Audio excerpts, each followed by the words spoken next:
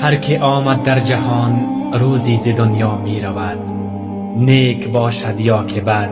آخر از اینجا می رود. زندگی هر انسانی چه خوب چه بد سرانجام به پایان می رسد و از این دنیا جدا می شود. بنابراین نباید غرق در لذات زودگذر یا نگرانی های بی پایان باشیم، بلکه بهتر است هر لحظه از زندگی را با نیت پاک، کارهای نیک و رفتارهای انسانی بگذرانیم تا زمانی که راهی سفر ابدی می شویم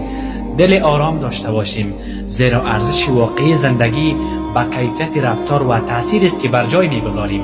نه صرفاً به مدت زمانی حضور ما در این جهان.